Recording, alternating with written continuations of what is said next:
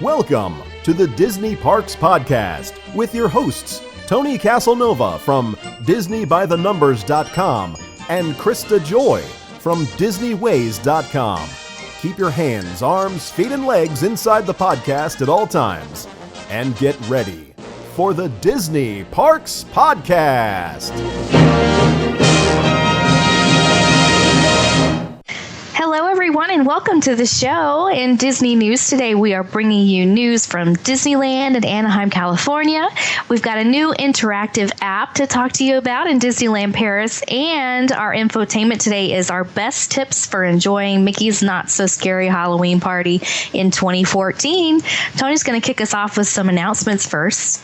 Coming up soon, the 27th of September at 7 p.m., we will be having a meetup in the Carolwood Pacific Room, which is located at the Wilderness Lodge over in the DVC building.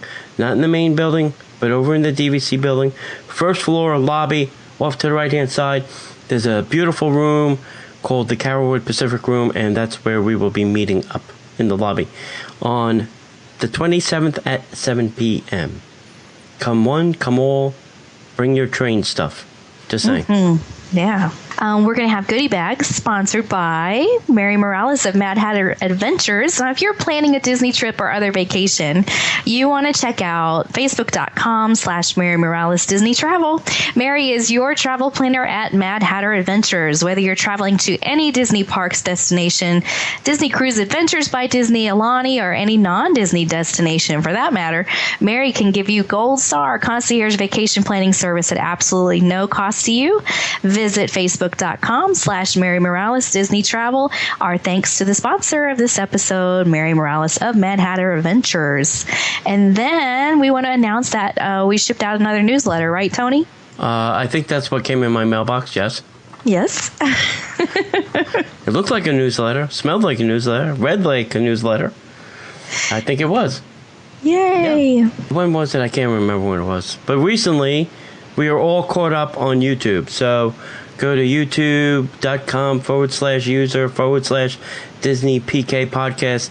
And Krista put videos out there. And then we are all caught up to show 150. Wow. If you've been waiting for the shows to be loaded up to YouTube, they are there. We are all up to date. Awesome. Good times doing that. Yeah, I bet. Yeah. And now, Disney Parks Podcast News. Okay, so let's start out with some more Frozen news. One day I'm not going to have to say the word Frozen. I hope it's coming soon. I'm going to remove the word Frozen and insert something like Pixar or Star Wars into my sentences.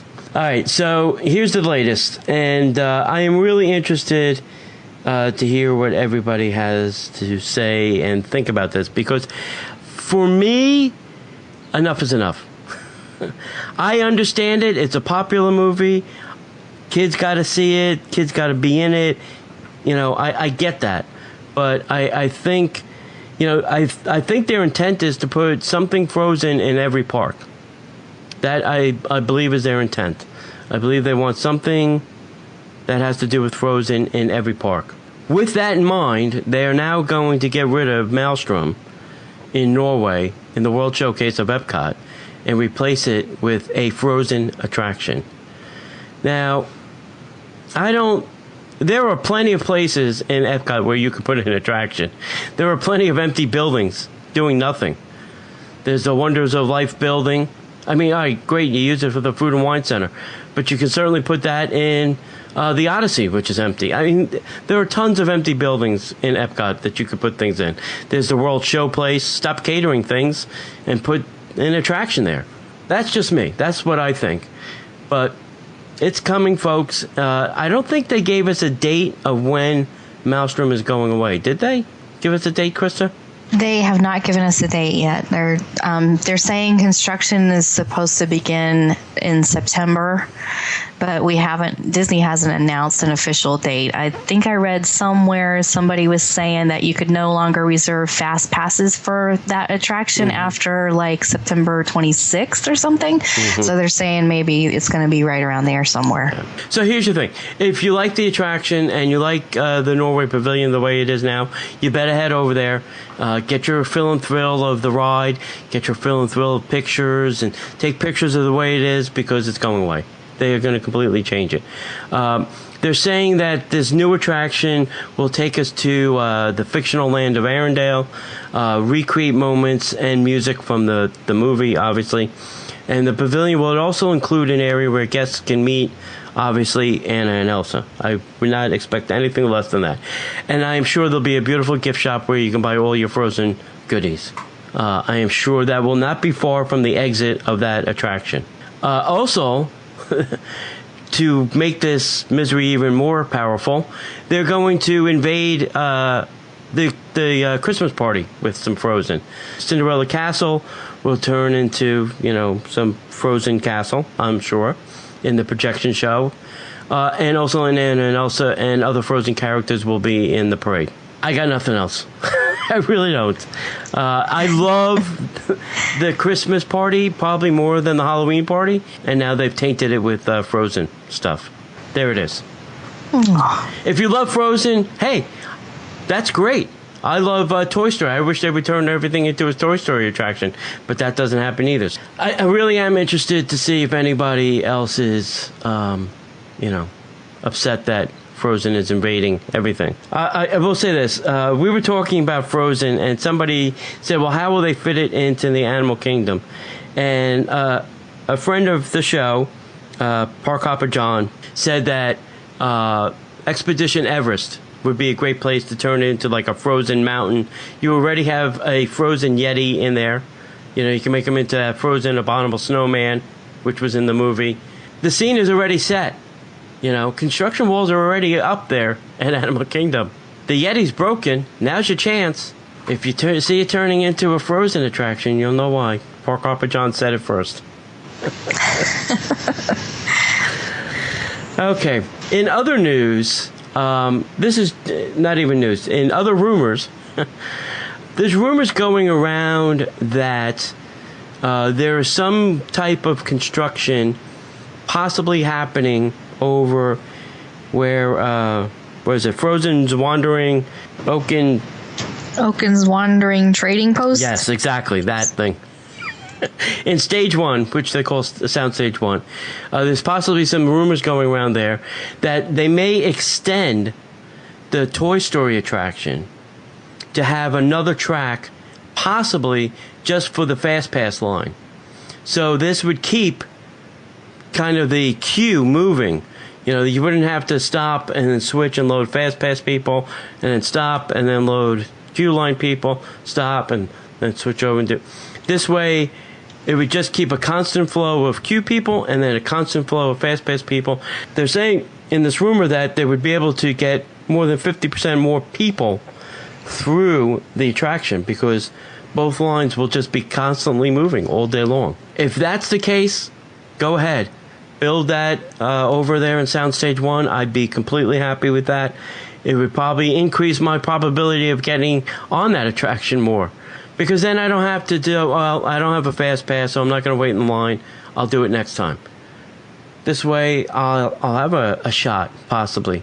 Either standing in the line for something less than an hour, I hope, or getting a Fast Pass, because now there'll be more opportunity to do that. What do you think of something like that, Krista? Hey, it sounds great to me. Anything that can help with the crowd control, and I think it's true that the popularity of this attraction has not waned at all. Yeah. So it would be great. I would love to see that. Yeah. Even the character meet and greet across is still very crazy sometimes. Sometimes the line is out the door. Mm-hmm. All right. So that's your rumor for this new show. We haven't had a really good rumor in a long time, and that I thought was a pretty interesting one. So yeah. Definitely. Well, over on the West Coast, we got some news from Randy Crane. Remember, you can visit Randy at faithinthemagickingdom.com. So he brought us lots of cool Halloween news this week. So speaking of Halloween fun, Halloween Luau is coming to Trader Sam's Enchanted Tiki Bar at the Disneyland Hotel on September 29th. So they're only allowing 100 guests per seating. They're going to get to enjoy this kooky seasonal party that includes beverages and eats, live music, and insider info with Imagineers and Disney cast members. Guests will also receive a special edition glass available only at the event. The second edition of the zombie souvenir glass will also be available for purchase at the event before it goes on sales to the public the next day. Now, there are 4 hours to choose from if you want to do this party. You can go from 3 to 4 p.m., 4:30 to 5:30 p.m., 6 to 7, or 7:30 to 8:30. The fun will start on the patio with appetizers and 2 drink tickets, so you can choose from some different alcoholic beverages. And then you'll move inside for live entertainment and a Disney Tiki presentation by Walt Disney Imagineering. It sounds awesome. You'll also have a chance to meet some of Disney's concept artists and other special guests. When the party ends, you'll get a Jungle River Cruise expedition bag that includes a Trader Sam Panama hat, a boxed special edition Halloween Luau glass with a dated stamp, a Trader Sam print on canvas, and a coupon good for 20% off at the adjacent Tangaroa Terrace. So guests can purchase up to 2 additional second edition zombie souvenir glasses. The cost on this package is $125 per person. That includes your tax and tip. So to reserve your spot, you just call 714-781-DINE. Really cool, interesting thing they're doing over there at Disneyland. What do you think about all this, Tony? It sounds fun. It sounds interesting. Once again, I get sticker shock when they say it's $125 per person. Yeah, that's a lot. So a family of 4, we're talking an extra $500 for some drinks and dessert. Yeah, it almost sounds like an adult event to me because it's kind of about the alcoholic beverages. And it's so small in there. I wonder how many people they're going to allow in each hour. I don't know. It is very small. Yeah. I don't know. And if John Lasseter's there, then you can't get in. That's a story for another podcast. Yeah, well, sounds like a fun event. If anybody gets to go that's listening out there, let us know how it was and how you liked it. So Randy also says, now that we're into the Halloween season, how is it even possible? That obviously means it's time to start thinking about Christmas, right? Holidays at the Disneyland Resort are returning November 13th and will continue through January 6, 2015. More details will be released soon, but for now, we can expect returning favorites like World of Color Winter Dreams at Disney California Adventure Park. They're also having Disney Viva Navidad featuring Three Kings Day, January 4 through 6. Over at Disneyland Park, they're going to have the Christmas Fantasy Parade.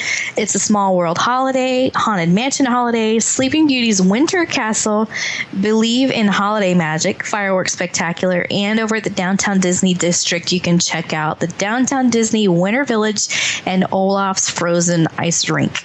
So that's what they've got coming up so far for Christmas that they've announced over at Disneyland. Disneyland Christmas sounds amazing to me. I don't know about you, but some friends of ours want to do that, go to Disneyland for Christmas. I don't see any mention besides Downtown Disney. I don't see Anna and Elsa invading their Christmas parade or their projection show on the castle. Well, they do it on It's a Small World. Well, at least that they've announced. They haven't announced it yet, Yeah, maybe. all right. They've got the ice skating rink for Olaf in Downtown Disney, but yeah, so Be prepared, far. Disneyland. I know you like your things the way you like your things. So be prepared to have your things all messed up by this Frozen thing. They're going to turn like It's a Small World into like an Arendelle. Oh, my goodness. It'll be a boat ride through Frozen Arendelle. A new overlay coming to It's a Small World in Disneyland. So, Tony, you got some Disneyland Paris news for us? Sure do. There's a new game that's launched, and it's called Crusher's Coaster. And you can find this in the queue in Disneyland Paris. The game offers you a new interactive Disney experience while waiting in line for Disneyland's Paris' most popular attraction. This simple game sees guests operating as Crush as you move him using your finger on your mobile device. Crush's Coaster, the game, is an interactive mobile game for your smartphone or tablet, and it's available in French or English. Visitors don't have to download anything on their smartphone. They just use their little web browser to play the game. That's very interesting. That's nice, right? Because I love the Frozen stuff that they were doing or are doing with the Arusma app or whatever. But like, I'm hesitant to download another app on my phone. I really just don't want to do all that. Yeah. It'd be cool if you could just play, from your browser, like this one over in Paris. That's neat. Or think of this. What did we do when we didn't have smartphones and we had to stand in the queue? Wait. Hold on. Wait, it's coming to me. We called it conversation. That's right. Yeah. Conversation with your family or your friends or maybe other people in the queue line. That's what we called that. Try that, kids. Conversation with your parents in the queue line. I dare you. Go ahead. I dare you. Go ahead. And now, the Disney Parks Podcast Infotainment segment.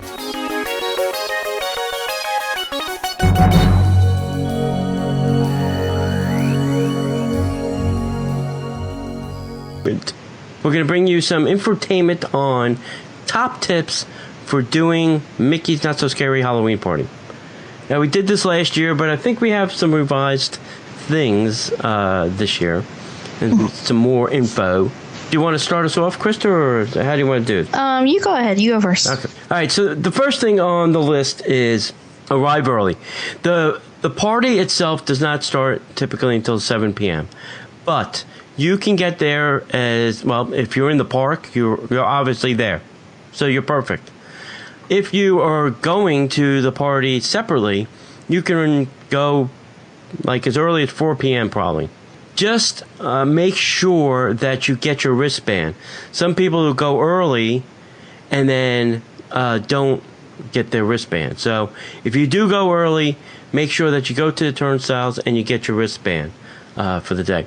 Now, when we say you can go early, you can use, if you don't have ticket media for that day, you can use your Halloween party ticket to get in as early as 4 p.m. as well.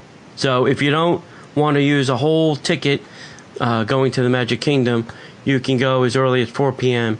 using your Mickey's Not So Scary Halloween Party hard ticket to get in. But please make sure that you get your wristband. Okay, next on the list, Krista?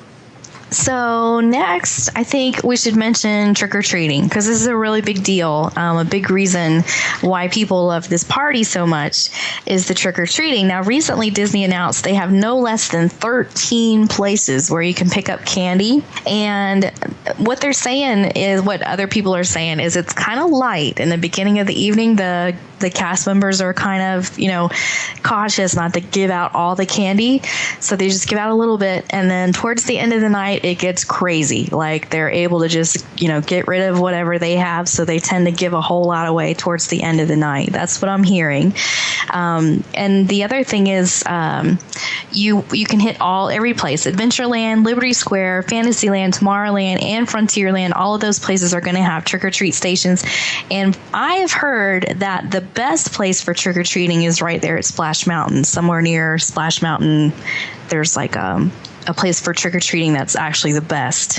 Have you heard that before, Tony? I haven't heard that. I've heard that usually the trick-or-treating trail between Tomorrowland and Fantasyland, that one that goes by the train, close to the train, that little trail there is usually pretty popular. It all depends on the cast members, too. What their mood is like. They're having a good day or a bad day. Right. And there's no limit to how many times you can go back to the same location and just keep getting candy. So, And the other thing that I tell people too is you don't want to get all of this candy in the beginning of the night, because you have to carry it around. If you're going on attractions or you're waiting for the parade or you're waiting for the castle show and you're walking around with this, pillowcase filled with candy, it's going to get heavy after a couple of hours of dragging that thing around. And then you have to have some way to close it, because if you're going on all the crazy rides, you don't want the candy falling out. So Yeah. I usually tell people to do a lot of the trick-or-treating towards the end, and you'll get the benefit of not A, having to carry it around, and B, you'll be getting hopefully more candy than the people that went at 7 o'clock. Right on. Returning this year is Jack and Sally from Nightmare Before Christmas. Very popular characters. They are right on Main Street to the left by City Hall. They don't come out until 7 p.m. If you want to see them, either do it very early, I would say right at 7 p.m., or you're going to have to wait and after the fireworks at like 11 o'clock or so. And these characters will have at least an hour line almost all night long. If you really want to see them, do it early or do it on your way out. I found that doing it on your way out, you can almost just walk up, get your picture, do the howdy doody, and then kind of, get out of there. If you're doing it early, make sure you do line up there, as soon as you get on Main Street. Yes. For your costume, of course, you want to wear one. That's an important tip. You got to get in the spirit. You got to wear a costume. You do want to wear something lightweight, however, if at all possible. The heavier costumes can be really, really warm. Even though it's fall, it's still Orlando, and we have tons of humidity here. It's still hot in October a lot of times. So, you want to try to dress in something lighter if that's at all possible. I know the better costumes are probably more elaborate and extravagant, but if there's a way you can buy a lighter fabric or something like that, it might be a good idea. You'll be more comfortable if you can do that. Yeah, you don't want to dress as a Wookiee. Right, exactly. That would be bad. I have seen people. Okay, the parade for this party is only second to the Christmas parade, I think. That's my opinion. It's a really great... One of my favorite things is the Gravediggers, obviously. It's probably everybody's favorite. If you want to do this parade, I have a couple suggestions. One is try and stay off Main Street. I know everybody likes to see it right there. There's curves. You can sit. It's kind of nice. But it's usually very, very crowded. And if you're not there early to save your spot, you're probably going to be standing 2-3 deep, and you're not really going to be able to enjoy it that well. So if you can, find a different place somewhere, else. Maybe in Liberty Square is usually a pretty good place. You can get a spot and be right up to the rope. The other thing I would say is there's usually 2 parades. There's an early parade. That's the one for all the younger kids, the younger families. They can get it, see it, do it, get out of the park. Do the second parade. It is a little less crowded. I'm not going to say it's completely empty. It's just less crowded than the first parade. So that's my suggestions for the parade. Yeah. Any tips there? Well, look for Wreck-It Ralph and Vanellope because they're brand new to the parade this year. Phineas and Ferb and the Creepa crew will be expanded to more of the parade route. And the parade times that I'm showing are 7:50 and 10:05. So what Tony's saying, the later parade is better and less crowded. And that usually is true for everything. And the Headless Horseman is a really big deal. He comes out at 8:10 or so for the first parade and 10:25 for the second parade. And a lot of people are talking about the Haunted Mansion float and how incredible that is this year. So just keep an eye for all of that stuff in the parade too. Yeah. So then also you don't want to miss the Happy Hollowishes fireworks. Now, this is, it's actually one of the best fireworks shows that Disney offers throughout the whole year. If, depending on who you talk to, it's one of the best. And they do that at 9:30. So, definitely want to get a good spot for that. And then the Celebrate the Magic Halloween editions at 9:15. So that's the castle projection show that they do. And you get to see Ursula, this year. Who else?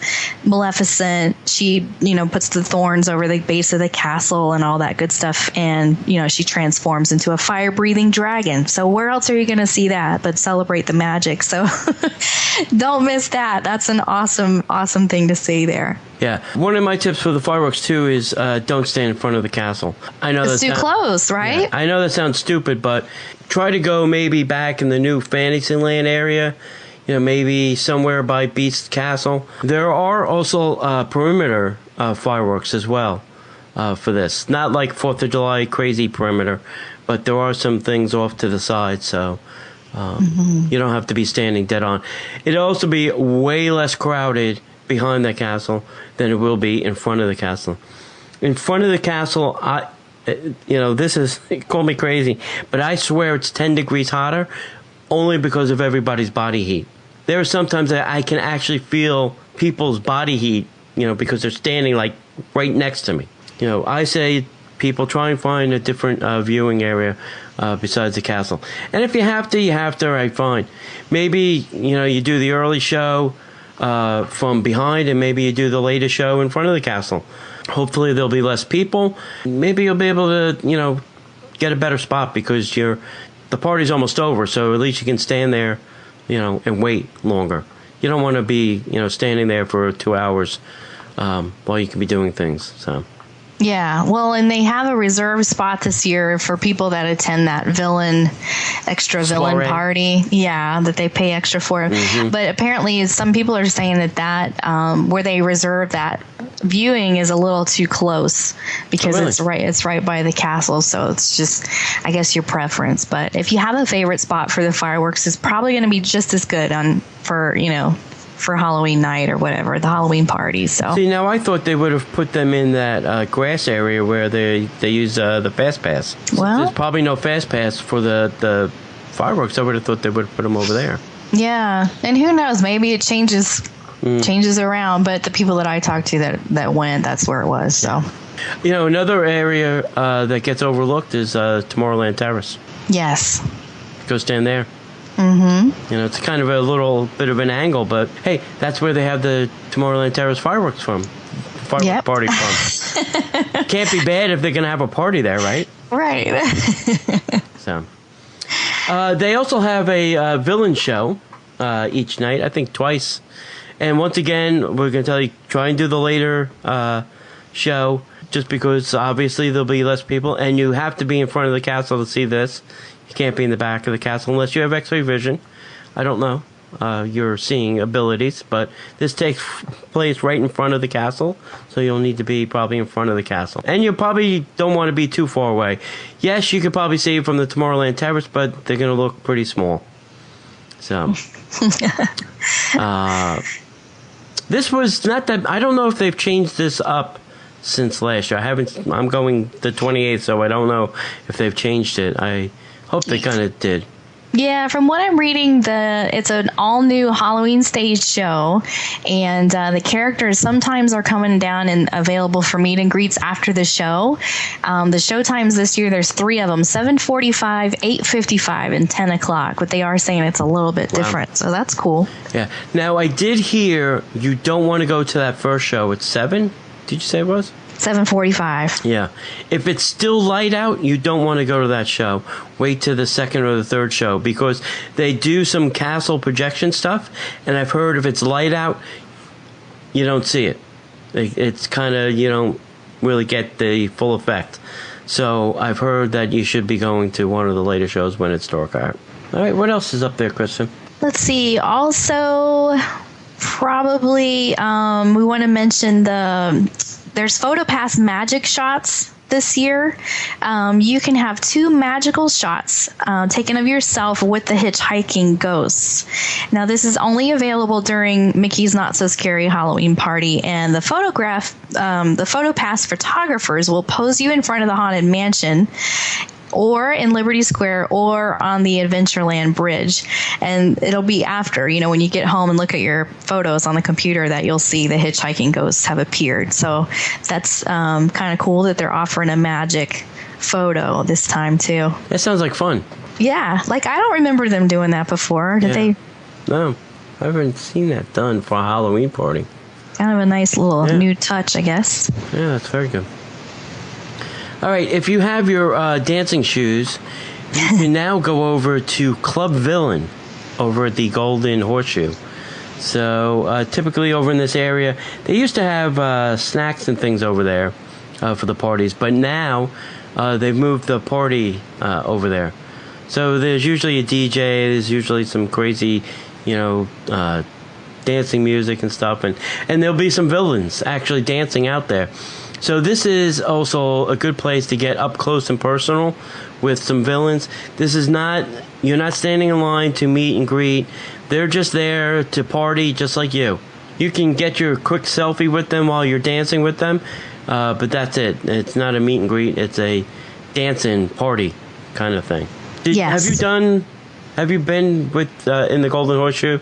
What was the last thing the 24-hour event.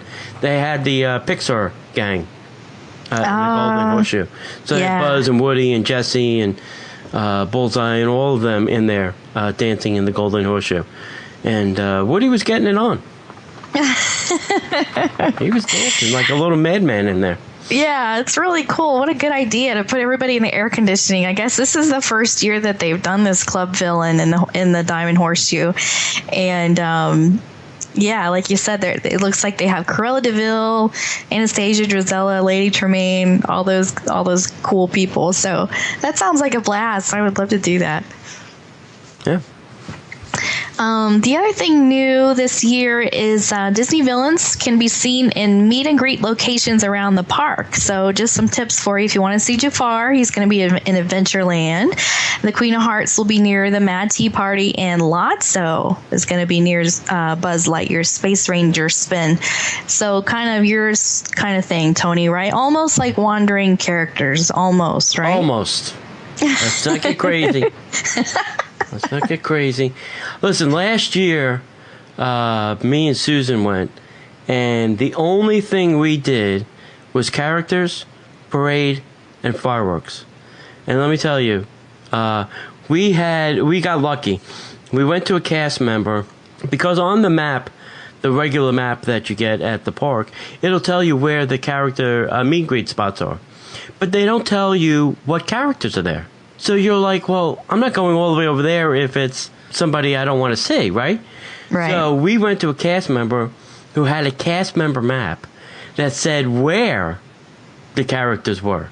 So that was like, oh, great. We had a list of, then we took a picture with our camera, and we walked around. We almost saw every character in a Halloween costume.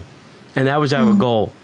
And it was a lot of fun. I like to take the characters that don't come out a lot, or only come out at the Halloween party, and B, I like taking pictures of the regular characters in their Halloween costumes. Mickey, Minnie, Donald, Daisy, Goofy, Pluto, Goofy. Having them in their Halloween costumes, I think it's kind of fun. It's kind of cute pictures, so. Yeah, absolutely. Something different, Yeah, so try and hit up a cast member and see if they'll, reveal to you the secret, where the characters really are. Yeah. Well, and also, if I were to go this year, I would definitely look for the Cadaver Dance, because they're, the barbershop quartet.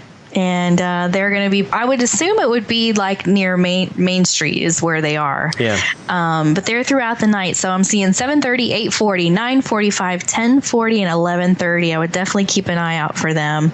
And then also they have specialty treats available. Now these are like the same ones that they've had in years past. So nothing really new and special, but I always like knowing what treats to look for so I can go get pictures of them and stuff, if nothing else. So like if you go to Sleepy Hollow, they've got a spiced pumpkin waffle sundae. Main Street Bakery has cupcakes and cookies. Gaston's Tavern has ghost cupcakes. There's outdoor carts around that are going to have candy corn, cotton candy. So candy, corn, cotton candy. That's an interesting flavor of cotton candy. Candy corn, cotton candy. Yes, I think it's white, yellow, and orange, but I'm not sure what each layer tastes like. I'm sure they have it on DisneyFoodBlog.com, though, if you're interested in reading about the candy corn cotton candy. And then last but not least, the candy corn soft serve that you can get over at Storybook Treats if you like that soft serve ice cream. Yeah. So, and there's been mixed reviews on that. Some people really love it, and then some people are like, "Oh, it's nothing special." So, if you want to do some homework and look up the candy corn soft serve before you try it, that might be a good idea. Yeah, just go for it. Just splurge, right? Yeah, it's only Halloween once. Exactly. If you were still playing the game Sorcerers of the Magic Kingdom, don't forget to go over to one of the two places, Liberty Square or Town Firehouse, and get your special Halloween card. Now, these have been trading or selling on eBay sometimes as much as $50, I saw last year. So, if you don't play the game, go and get a card, because you never know. You can sell it on eBay and make a little... Maybe make your ticket price back. Right? Who knows? Yeah. Yeah. All right, what else we have, Krista? Well, that pretty much does it for me. Just to let everybody know, you can get there at 4 o'clock. They don't really advertise it, but you can get in for the Halloween party at 4 o'clock. So why not get there early? And also make sure you line up for Jack and Sally first if you're interested in seeing them, because they have a really long line all night long. Right, Tony? Yes. My last tip, I guess, is this. Do parties earlier in the season, like September, like the first Halloween party. That is probably the least crowded party of all. And it's also cheap. The Halloween party on Halloween is sold out usually first. It goes in minutes. Yes, it's sold out already this year. Yeah, it's sold out already. Probably sold out the first day that tickets went on sale. So I always tell people, if you can... come down in September, do the Halloween party kind of early in the season, get it out of your system. This way it's not crazy crowded, because these things can be nuts. And also it's cheaper. It's cheaper. The closer you get to Halloween, I think it goes as close to like $80. And I just bought my ticket. So for a annual pass holder, I think I saved almost close to $10, I think it was this year. That's not too bad. Wow, that's good. Yeah. And we didn't talk about the Villain Soiree. The new add-on package is very pricey, and a lot of people were really upset that you had to pay all this extra money, and it's a hard ticket event, all that stuff. However, the gang over at Walt Disney World News Today, they went to the party and they loved it. And I asked them to come on the show, and they just haven't been able to schedule the time to talk about it with us. But they really enjoyed it. So if you want to see a good review, you can go to Walt Disney World News Today. And then I know they had the huge Disney Parks blog meetup too, and I just haven't had time to look and see what everybody said about that. Have you, Tony? Well, if you're going to go for free, you're going to have a great time. Yeah, true. I wonder if it was the exact same thing. Or... Yeah, I want somebody to pay for it and then tell me, I want somebody to lay out the $99 and then say, yeah, I had a great time. There we go. So if anybody would like to sponsor us, we'll go and tell you how good it is. So just let us know. See, that wouldn't be the same.